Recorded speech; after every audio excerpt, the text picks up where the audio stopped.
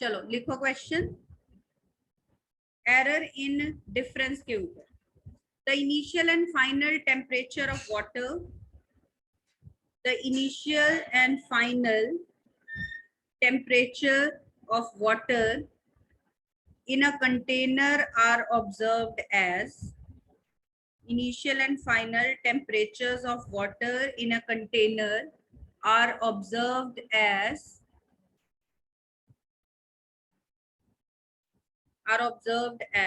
20.0 plus minus 0.5 degrees Celsius and 59.5 plus minus 0.5 degree Celsius.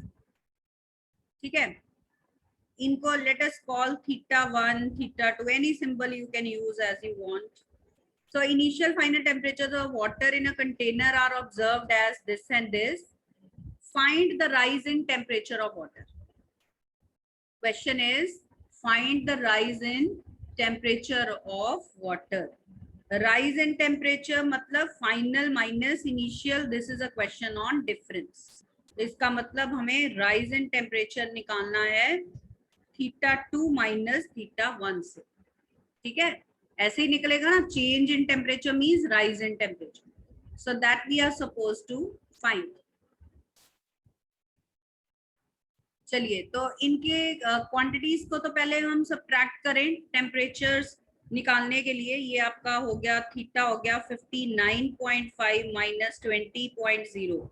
Without error पहले हम इसको निकाल लेते हैं 39.5 डिग्री सेल्सियस. तो थीटा आ गया. अब एरर्स को क्या करना है, delta theta will be delta theta 2 plus delta theta 1. तो कल आपने देखा होगा कि whether we add two quantities or subtract two quantities, their absolute errors are always to be added up. तो errors को हमने add ही करना है. So we will be adding delta theta 1, this is delta theta 2. इन दोनों को add ही करेंगे to find the total permissible error. So this is 0.5 plus 0.5. Take care of the rules. 1.0 up to 1 decimal place we have to express the answer. ठीक है, तो ये 1.0 लिखोगे, 1 नहीं लिखोगे आप. So now what is our final answer, वो भी हम उसी फॉर्म में एक्सप्रेस करेंगे जिसमें हमें थीटा 1 थीटा 2 गिवन थे. So our final answer will be 39.5 plus minus 1.0 degree Celsius. 39.5 plus minus 1.0 degree Celsius. So this is our final answer. This is the rise in temperature of water. Rise in water लिखा हुआ है, rise in temperature of water. ठीक है जी, देख लीजिए एक बार. Question clear है आपको? चलो अब हम प्रोडक्ट पे करते हैं question. Let us do one question on product. तो प्रोडक्ट का रिजल्ट कौन बताएगा मुझे? When we multiply two quantities, how to deal with their errors?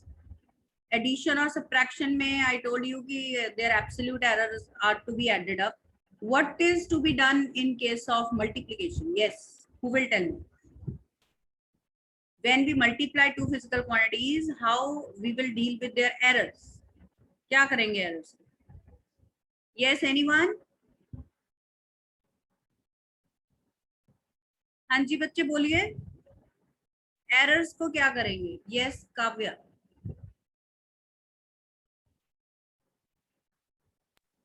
Ma'am उसमें जो स्मॉल क्वांटिटी होती है उसे निग्लेक्ट कर देते हैं और प्लस माइनस में लिखते हैं. फाइनल रिजल्ट बताइए, हम क्या कहेंगे कि उनके एरर्स को क्या करेंगे? जैसे मैंने कहा कि सब्ट्रैक्शन में हमने उनके एब्सोल्यूट एरर्स को प्लस किया. What will we do in multiplication? Yes Shreya. Ma'am उसमें जो उसका एरर है उसको हम डिवाइड कर देंगे ट्रू वैल्यू के साथ. Not at all. हाँ जी Riddhi. Ma'am errors are always added up, हम उसमें भी ऐड ही करेंगे. हाँ, पर कौन सी एरर ऐड करेंगे उसमें?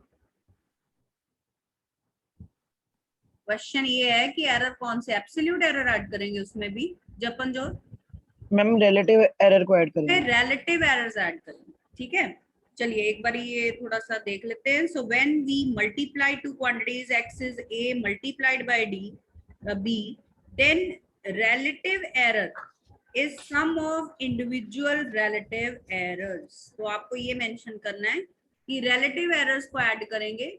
and if you multiply both sides with 100, अगर आप दोनों साइड्स को 100 से मल्टीप्लाई कर दो तो they become the percentage errors. So percentage error in x is the sum of individual percentage errors. ठीक है, so percentage error in x will be sum of individual percentage error. So it will be percentage error in a plus percentage error in b. In b, ये हो. ठीक है, चलिए on this basis let us do a question. ठीक है, तो result पता होगा तभी हम कोई क्वेश्चन कर सकते हैं. चलिए लिखिए.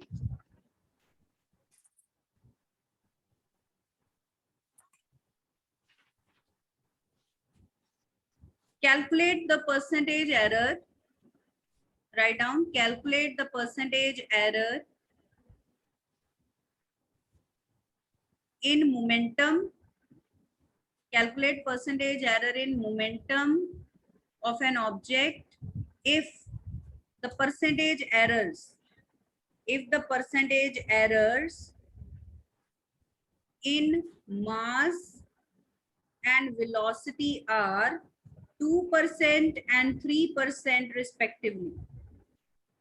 So this is your question given. Find the percentage error in momentum of an object if the percentage error in mass and velocity of the object is plus minus 2% and plus minus 3% respectively.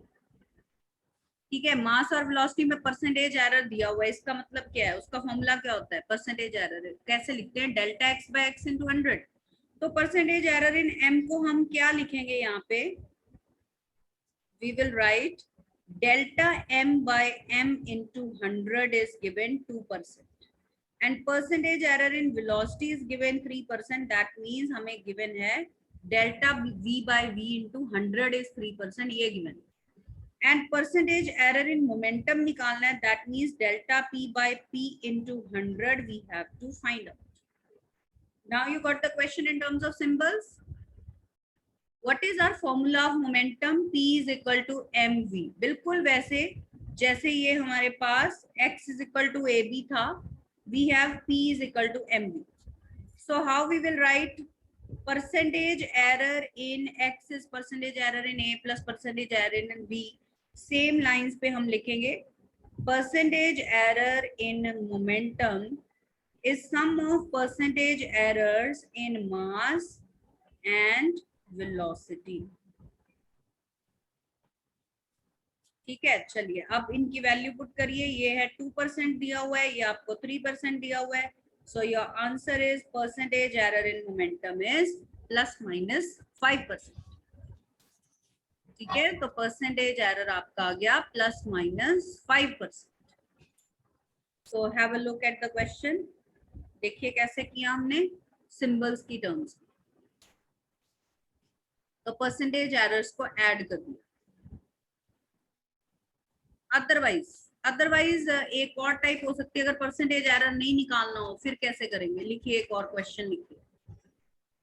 इसमें कोई doubt, you can raise hand. अगर इसमें कोई doubt था पूछ सकते हो students. No doubts. चलिए, the length and breadth of a field are. Next question लिखिए. The length and breadth of a field are. Length है 350 plus minus 2 centimetre and breadth of rectangular field is 120 plus minus 1 centimeter. So length and breadth of a rectangular field are this and this within error limits. Find area of rectangular field. Find the area of rectangular field within proper error limits. Find area of field within proper error limits. ठीक है, तो अब आपका rectangular field का area का formula है a is l into b, बिल्कुल वैसे ही जैसे x था a into b. So delta a by a is equal to delta इनके रिलेटिव एरर्स का सम जो है वो रिलेटिव एरर इन a के सम के इक्वल होगा ना, बिल्कुल वैसे ही। ये इक्वेशन समझ में आ रही है आपको? Is this equation clear students? Let us put in the values. So delta a by a, delta l क्या है? ये है ना डेल्टा l, ठीक है, तो पुट करिए 2 and l is 350 plus what is delta b, ये है डेल्टा b, ठीक है, this is your delta b। Still students are entering, ये ध्रुव सोनिक एंटर ही नहीं कर पा रहा है from a long time. Namit is coming now, so let.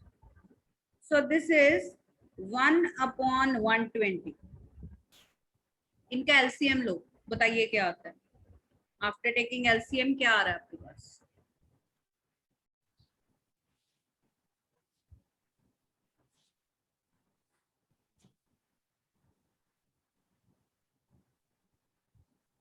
ये आ गया 590 बाय 42,000।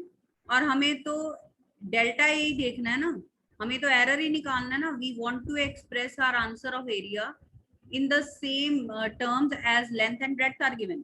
तो हमें a plus delta A form में निकालना है। तो दो we are solving delta A by A, पर वहां से हमें चाहिए डेल्टा ए, तो a को मैं उस साइड पे लेगी। अब a क्या है? a is length into breadth, ये है a आपका। तो लेंथ कितनी है? 350 और ब्रेड्थ कितनी है? 120। विदाउट एरर आपका एरिया हो गया 42,000 सेंटीमीटर स्क्वायर। ठीक है, तो इसको यहाँ पे पुट कर दीजिए। सो 590 over 42,000 multiplied by 42,000, area put कर दिया। 42,000 कैंसिल हो गया, तो आपका डेल्टा ए आ गया 590 सेंटीमीटर स्क्वायर। आपका डेल्टा ए आ गया 590 centimetre square. So what is your answer of area within error limits? That is 42,000 plus minus 590 centimetre square. So this is your answer. ठीक है, देख लीजिए बच्चे, have a look at the whole question. Length breadth दी हुई थी आपको, आपने वही फॉर्मूला लगाया एरर इन प्रोडक्ट का, you put in the values and calculated delta A. So a plus minus delta A form में you have to express your answer. So this is a question based on multiplication. Let us do now a question based on division. लिखिए division पे, यहाँ तक कोई doubt? चलिए division का question करते हैं। A body travels uniformly. A body travels uniformly a distance of a body travels uniformly a distance of 13.8 plus minus 0.2 meter. A body travels uniformly a distance of this in a time 4.0 plus minus 3 second. In this time, a body travels uniformly a distance of this in this time. Calculate percentage error in velocity. Calculate percentage error in velocity of the object. So if we say this is displacement given to you, this is time given to you, then velocity is displacement over time. So this is a question of division. So you have to find error in quotient. ठीक है, तो error in quotient निकालना है। पहले velocity without error solve कर लेते हैं। 13.8 divided by 4.0, take care of the rules of significant figures while expressing your answer. Yes, बताइए क्या होएगा, इसका आंसर क्या होगा बताओ। डिवाइड करो और राउंड ऑफ करके मुझे बताइए क्या आंसर आ रहा है।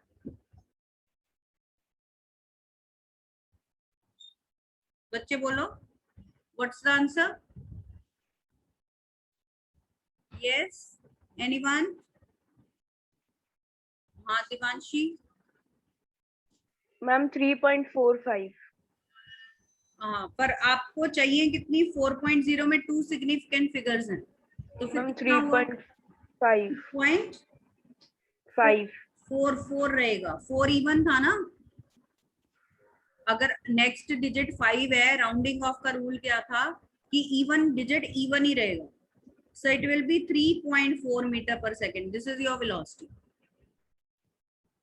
Is that okay students? So velocity आपकी आ गई 3.4 मीटर पर सेकेंड.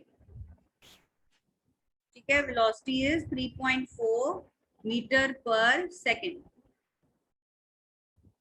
ठीक है, तो अब हमने निकालना है ये x is equal to a by b form है. तो डिवीजन में क्या रूल था बताइए? डिवीजन में क्या करते हैं एरर्स को, और कौन से एरर्स को? Who will tell? हाँ जपन. मैम सेम केस ही है प्रोडक्ट जैसे. हाँ सेम करते हैं. Relative उसमें भी errors. हम रिलेटिव एरर्स को ऐड करते हैं या परसेंटेज एरर्स को ऐड करते हैं. ठीक है, so that means delta v by v is equal to delta s by s plus delta t by t. ठीक है, तो अब फिर से हम यहाँ पे क्या निकालने वाले हैं?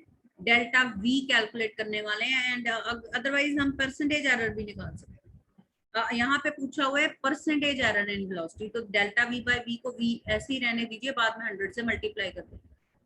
ठीक है, तो चलिए put in the values. What is delta s? 0.2. so 0.2 over 13.8. what is delta t? 0.3. so 0.3 over 4.0. अब जब भी आप इसको सॉल्व करोगे, at every step you have to take care of rules of significant figures. यहाँ पे आपकी 1 होनी चाहिए, यहाँ पे भी आपकी 1 सिग्निफिकेंट फिगर होनी चाहिए, दोनों में. इसका मतलब आपका आंसर 1 सिग्निफिकेंट फिगर में ही आने वाला है. So when you divide it, what do you get? इसको सॉल्व करके बताइए कितना आ रहा है. यस,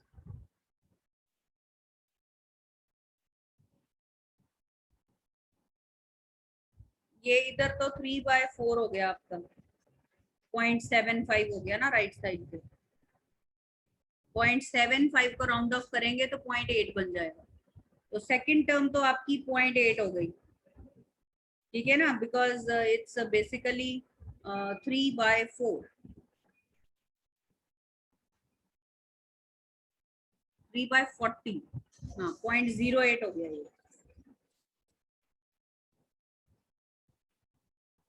पहली टर्म में क्या आ रहा है? 0.2 divided by 13.8 will be very small, I think of this order 0.01 के order में. so I hope 0.09 आ रहा है. so then what would be percentage error? multiply by 100.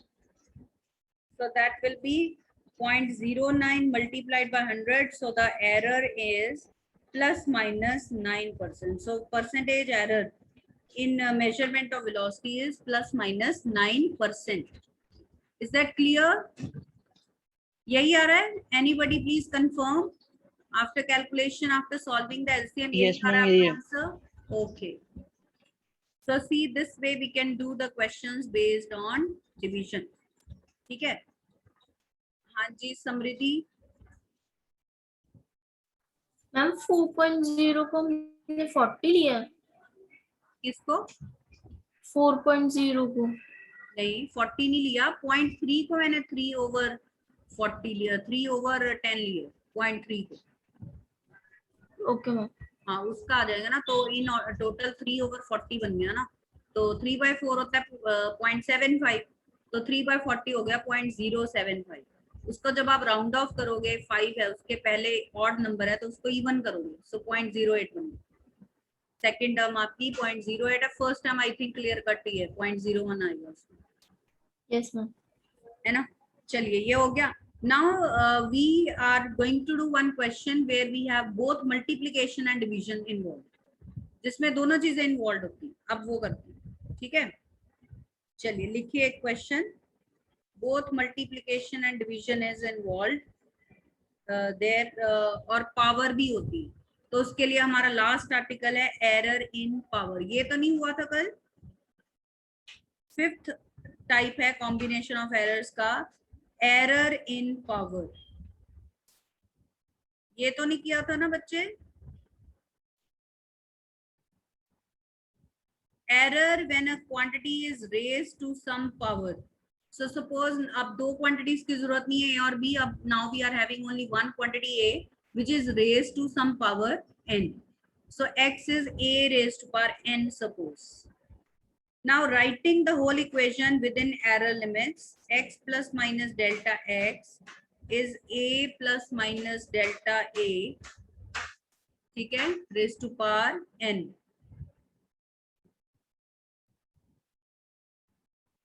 ठीक है, यहां से x कॉमन ले लीजिए, क्या आ जाएगा 1 plus minus delta x by x. Is this step clear? Is this step clear students? कोई डाउट है तो you can raise hand.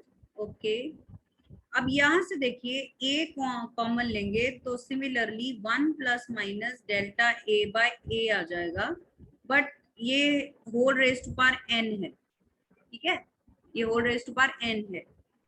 So x 1 plus minus delta x by x, इसको आप लिख सकते हैं क्या, a raise to power n and 1 plus minus delta a by a raise to power n. Is the step clear? a के ऊपर भी तो पावर है ना, a raise to power n भी है और 1 plus minus delta a by a raise to power n भी है. I hope this step is clear to you. Now from equation number 1, x is a raised to power n. So x is a raised to power n gets cancelled on both sides.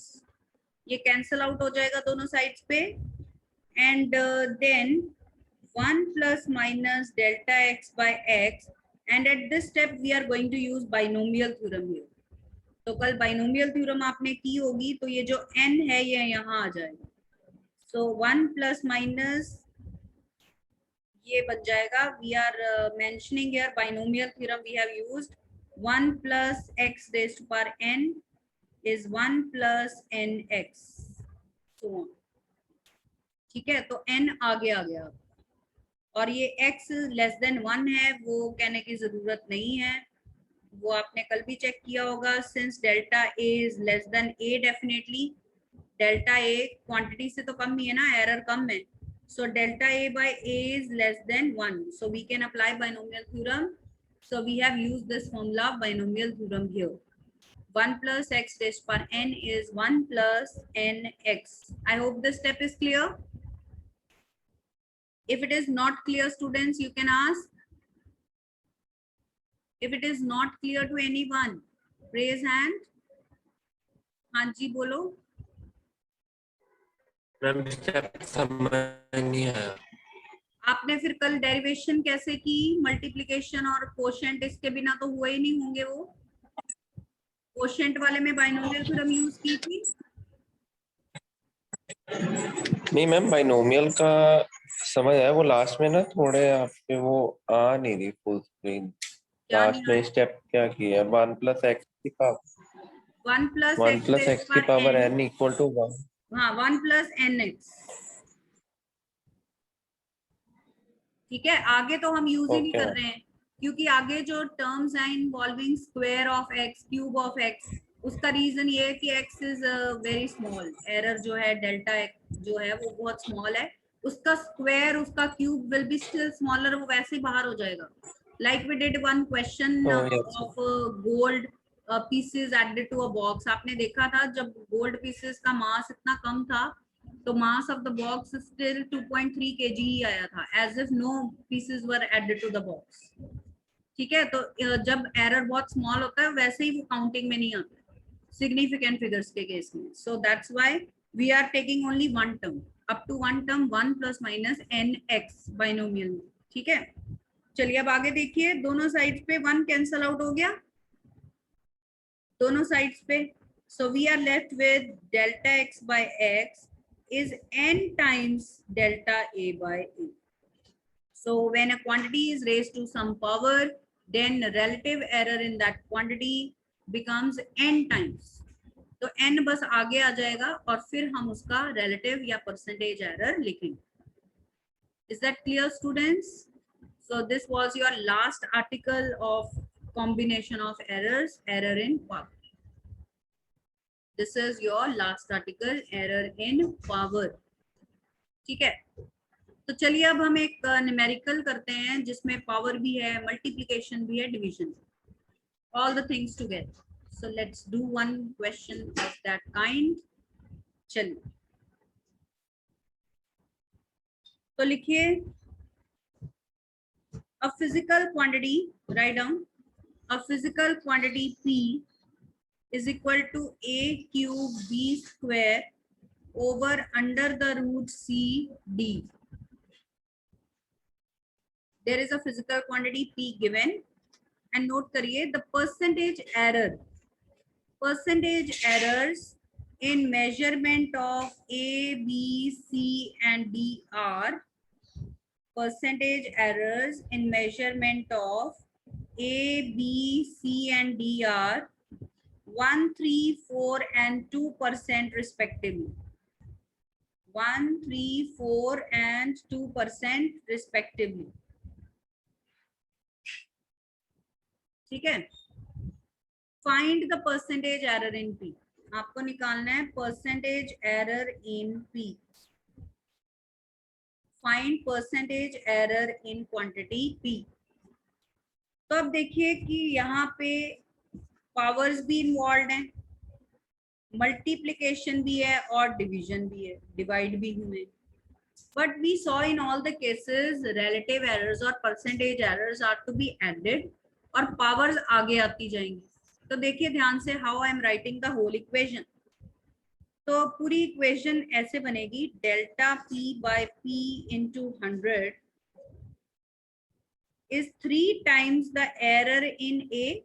Power आगे आ गई, और चाहे multiply करें चाहे divide करें, errors add ही होने वाले हैं. Plus 2 times the error in b, plus अब चाहे अंडर रूट सी डिवाइडेड है, इसका एरर भी ऐड ही होगा. ठीक है, प्लस उसकी पावर है हाफ. अंडर रूट का मतलब raise to power 1/2. Half times the error in c, plus d की कोई पावर नहीं है, चाहे वो डिवाइडेड है, उसका एरर भी ऐड होने वाला है. तो देखिए ये इक्वेशन बन गई आपकी. This is your equation. ठीक है, ये बन गई ना आपकी इक्वेशन.